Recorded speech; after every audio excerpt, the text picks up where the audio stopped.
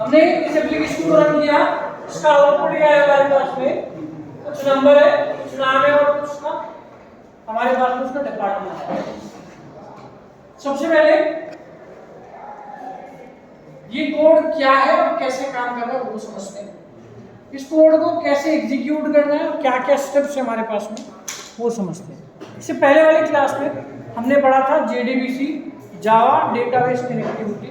4 तरीके के ड्राइवर थे हमारे पास में, JDBC ODBC bridge, native API और क्या था, नेटिव API के बाद में नेटवर्क प्रोटोकॉल और फोर्थ हमारे पास था थिन ड्राइवर। ठीक है, we have said that in the first you have to load the driver, second we have to integrate the types of the driver, third we have to integrate the network protocol, and in the last the system and the application database should be on the same system and it should be a dedicated connection. तो सबसे पहले अपन इस वाले code पे चलते हैं। ये हमने सिर्फ JDBC कनेक्टिविटी की है और कुछ नहीं है इसमें। देखो what we have done is we have created a class with the name MySQL. 5 step बोली थी उसमें। सबसे पहले उसमें क्या था, API इंटीग्रेट करना। देखो import java.sql.star. What we have done, we have imported the API into the system. Second step क्या बोला था, कनेक्शन बनाना है, तो उसके लिए क्या बनाना पड़ेगा, क्लास डॉट फॉर नेम और ड्राइवर को लोड करना पड़ेगा। तो ये कौन सा ड्राइवर है, com.mysql.jdbc ड्राइवर। कौन सा कॉल किया हमने, JDBC driver, JDBC ODBC bridge. उसके बाद नेक्स्ट स्टेप क्या थी, कनेक्शन बनाना है। कनेक्शन कैसे बनाएंगे, connection con driver manager dot get connection. उसमें फर्स्ट पैरामीटर था हमारे पास था URL मतलब हमारा ड्राइवर का नाम JDBC, database MySQL, host local host, port number 3306 slash database का नाम क्या है MyDB, फिर यूजर नेम और फिर पासवर्ड। मेरे सिस्टम में मैंने डेटाबेस में कोई पासवर्ड नहीं रखा, इसलिए ब्लैंक। उसके बाद हमने क्या किया, नेक्स्ट स्टेप क्या थी, हमें स्टेटमेंट बनाना है। तो ये वाली स्टेटमेंट क्या किया, statement HTML equals to con.create statement. उसके बाद नेक्स्ट स्टेप क्या थी, SQL की स्टेटमेंट राइट करनी है। तो देखो हमने क्या किया, सिलेक्ट स्टार फ्रॉम EMP यानी एम्प्लॉय नाम की टेबल है मेरे पास में, जिसमें से मेरे को डेटा फेच करना है। अभी डेटा भी लिखूंगा, चिंता मत। फिर क्या था, रिजल्ट से RS equals to statement dot execute query, कौन सी वाली, सिलेक्ट स्टार फ्रॉम EMP। फिर उसके बाद में रिजल्ट सेट में से एक रिकॉर्ड फेच करके आना है, SOP print L N RS dot get in space दिया, get in two second number का पैरामीटर और थर्ड स्ट्रिंग। चलो अभी एक काम करते हैं। उसके बाद हमने क्या किया, कनेक्शन को क्लोज कर दिया, चूंकि एक स्टेटमेंट है इसलिए कर्ली ब्रेसेस की जरूरत नहीं है। ठीक है, अभी हमने क्या करना है, इसके ऊपर ही एक ऊपर आउटपुट लगा देना, थोड़ा और अच्छा लगेगा, समझ में आ जाएगा अपने को कि डेटा क्या है।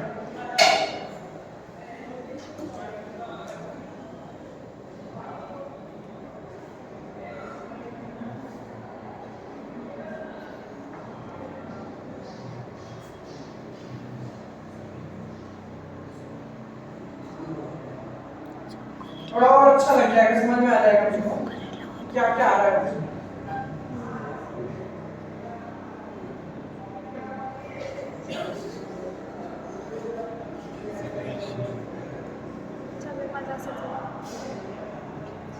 ठीक है, इसको रन करके देखते हैं फिर से। दरअसल स्टेप्स बताऊंगा कैसे हमें उसको करना है। अभी समझ में आ रहा है, आईडी, नेम और उसका डिपार्टमेंट। क्लियर समझ में आ रही थी, यस और नो? Yes everyone. अब इसकी एक स्टेप करते हैं, कैसे कोड लिखना है, कैसे इसको रन करेंगे, कौन सी लाइब्रेरी अपने को ऐड करनी है, कहाँ करनी है और डेटाबेस क्या है। तो number first step, we have to create a database. Database create करने के लिए हमें क्या करना पड़ेगा, अपने सिस्टम पे MySQL इंस्टॉल करना। और फिर उस MySQL में एक डेटाबेस बनाना पड़ेगा। मैंने क्या किया है, मेरे सिस्टम पे वेब सर्वर इंस्टॉल किया है जिसमें MySQL, अपाचे और हमारे पास में जो ईमेल सर्विस है तीनों चीज। देखो दिखा, जब आप वेब इंस्टॉल करोगे तो आपके पास में कंट्रोल पैनल आ जाएगा।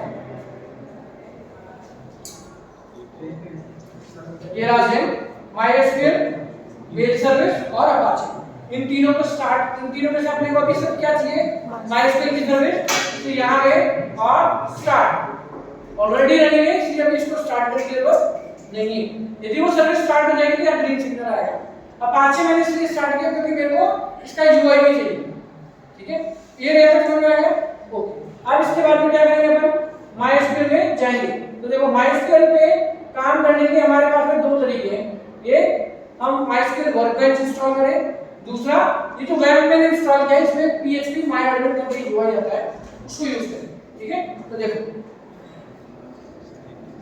जैसे मैंने लिखा लोकल होस्ट PHP MyAdmin, तो मेरे पास में ये खुल गया, क्लियर। अब इसमें डेटाबेस कैसे बनाते हैं, बहुत सिंपल। यहां पे जाओ डेटाबेस पे, इस पे क्लिक करो, जिस भी नाम से डेटाबेस बनाना है उसके यहां नाम दो, ठीक है। से अपने को JSPM के नाम से बनाना है और यहां पे क्रिएट पे क्लिक करो, क्लियर। हमने जैसे क्रिएट में क्लिक किया अपने आप डेटाबेस बन गया। We do not have to write any query for it, ठीक है। उसके बाद अपने को एक टेबल बनानी है, इसके अंदर से मुझे एक यूजर टेबल बनानी है और उसमें 3 रिकॉर्ड रखने हैं। पहला रिकॉर्ड जो है मैं कहता हूं ये एक आईडी होगा, ठीक है, इंटीजर टाइप का होगा।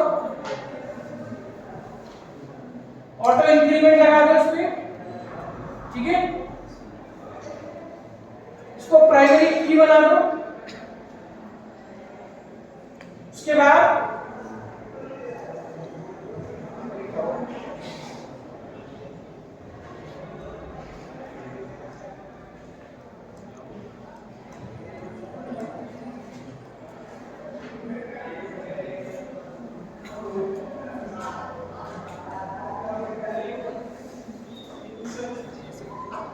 आईडी,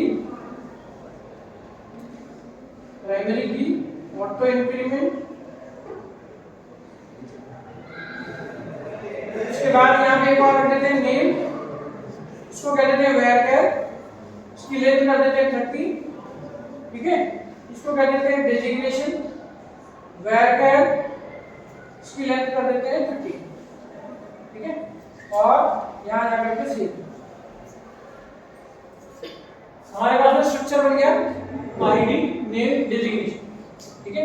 अब इसमें डेटा रखना है हमारे को, कुछ नहीं करना, यहाँ जाओ इंसर्ट, दिखा रहा है सबको,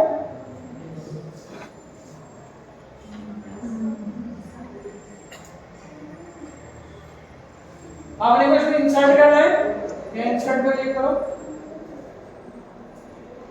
ठीक है। आईडी ऑटो इंक्रीमेंट छोड़ा था, ब्लैंक छोड़ दो, यहाँ पे नेम डाल दो, किसी का भी नाम बोलो, राकेश,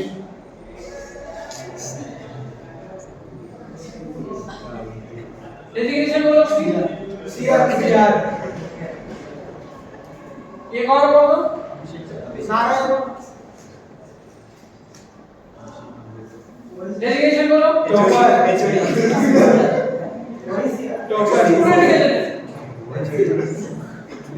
ठीक है। और यहाँ पे गो पे क्लिक करो। डेटाबेस क्या है मेरा, JSPM, टेबल क्या है, यूजर टेबल, और इसमें भी 3 रिकॉर्ड है मेरे पास में, ठीक है। 3 ही मेरे पास कॉलम है, आईडी, नेम और डेजिग्नेशन। यहाँ चलते हैं अपने कोड में,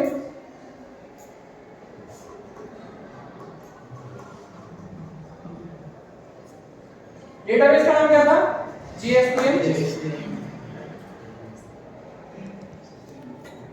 सेलेक्ट स्टार फ्रॉम, कौन सी टेबल थी, यूजर, आईडी है, नेम है उसका, डेजिग्नेशन।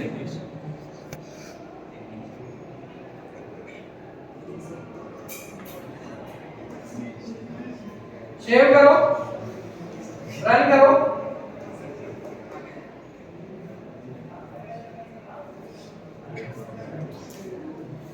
आया राकेश, सीआर, नारायण, क्लियर, समझ में आया? अब इस कोड को समझते हैं कनेक्टिविटी कैसे कर रहा है और इसकी स्टेप्स क्या है। सबसे पहले हम 5 स्टेप जो हमने थ्योरी में पढ़ी थी उन 5 स्टेप को रिवाइज करते हैं। फर्स्ट स्टेप क्या थी हमारे पास में? सबसे पहले हमें एपीआई को हमारे कोड में ऐड करना है। तो एपीआई को ऐड करने के लिए क्या था? java.sql.star को इंपोर्ट कर लो। फर्स्ट स्टेप समझ में आ गया।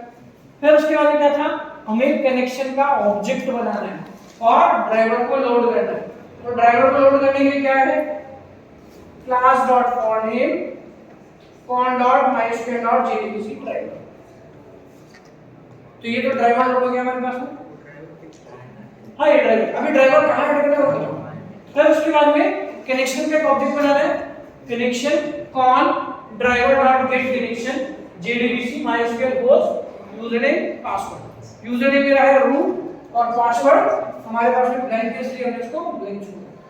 उसके बाद स्टेटमेंट बनाएंगे, statement stm con.create statement blank छोड़ा। उसके बाद में रिजल्ट सेट का ऑब्जेक्ट बनाया है, result set rs stm.execute query और क्वेरी का नाम। क्वेरी क्या है हमारी? select star from user। फिर उसके बाद में क्या किया? sop और हमने यहाँ पे ऊपर लेवल लगा दिया और रिकॉर्ड्स को फेच करने के लिए क्या है? rs.next, ठीक है। और हमें क्या क्या निकालना है? rs.getIn। तो पहला वाला हमारा जो कॉलम है वो क्या है हमारा? इंटीजर टाइप का, इसलिए क्या लिखा? getIn और उसका इंडेक्स क्या है? 1। फिर सेकंड क्या है हमारा? स्ट्रिंग टाइप का, तो गेट स्ट्रिंग और क्या है? 2। फिर उसके बाद में थर्ड टाइप का क्या है? स्ट्रिंग, तो गेट स्ट्रिंग 3 और कॉन डॉट। अब देखो ये जो हमारे पास में ये जो ड्राइवर है, ये ड्राइवर और ये यूआरएल, ये कब चलेगा? जब हम इसमें इसकी जार फाइल को इंपोर्ट करेंगे। ये जार फाइल क्या होती है हमारे पास में? आरजीएल फाइल, जिसमें ये java.sql है और ये कौन का ऑब्जेक्ट और क्लासेस, ठीक है। वो कैसे ऐड करते हैं देखो। यहाँ पे मेरा प्रोजेक्ट है ये JSPM Java, इस पे राइट क्लिक करो, दिखा इसमें। अब यहाँ देखो, एक तो आता है हमारे पास बिल्ड पाथ, यहाँ से क्या ऐड कर सकते हो? यहाँ जाकर के लाइब्रेरी और एक एक्सटर्नल आर्काइव, ठीक है। दोनों में से किसी से भी जाके करो, दोनों से एक ही फोल्डर मिलेगा। यहाँ जाओ ऐड, ये जैसे आया हम यहाँ से लाइब्रेरी ऐड करें, तो हम यहाँ से डायरेक्टली जार ऐड करें। दूसरा तरीका क्या है? यहाँ पे जाओ, बिल्ड पाथ, ऐड एक्सटर्नल।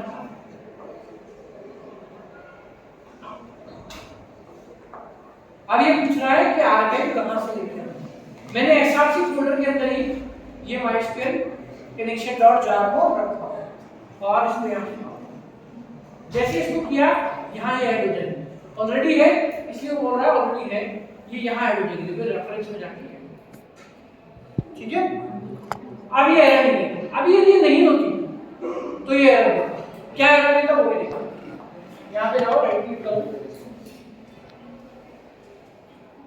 और इसको डिलीट करो।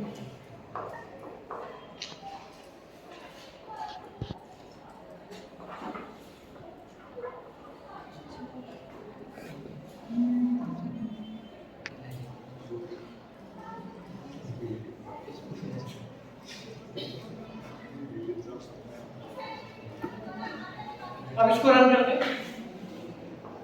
अब नहीं है ना लाइब्रेरी हमारे पास में, क्या है? क्लास वर्क एक्सेप्शन, ठीक है। अब ऐड कैसे करना है? वही राइट क्लिक करो, build path, add external archive,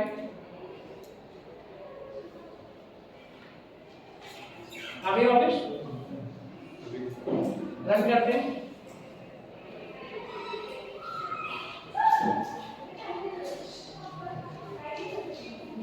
done, समझ में आ गया JDBC कनेक्शन। अब इसको स्विंग के साथ कैसे करेंगे वो भी सीखेंगे। ये एग्जांपल में कोई डाउट है किसी को? एनीबॉडी? कोई लाइन, कोई स्टेटमेंट आपको नहीं समझ में आया? हाँ, टर्मिनल से भी यूज करो। नेटवर्क है टर्मिनल से नहीं, मतलब इससे नोटपैड पे सिर्फ ये कोड लिखना है ये वाला, और ये जो आर्काइव में ऐड की है लाइब्रेरी, उसको लाइब्रेरी पाथ में ऐड कर देंगे।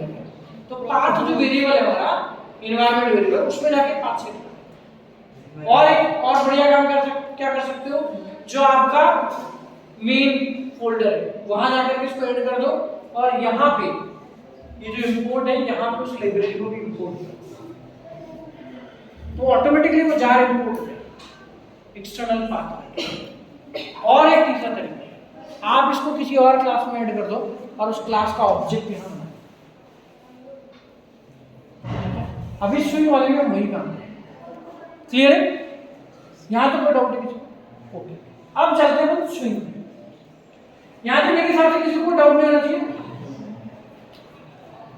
बेसिक एप्लीकेशन बनाई है अपन, इसमें कहीं कुछ नहीं है, सिर्फ अपन ने क्या किया, जो पैरामीटर हमारे पास डेटाबेस में सेव था उसको यहाँ ला करके डिस्प्ले किया। अब हम तीनों ऑपरेशन करेंगे, इंसर्ट, अपडेट और डिलीट यूजिंग स्विंग। क्लियर है? अब इसका एक नया वीडियो बना, इसको यहीं स्टॉप कर, क्योंकि ये था हमारा सिर्फ नॉर्मल डेटाबेस।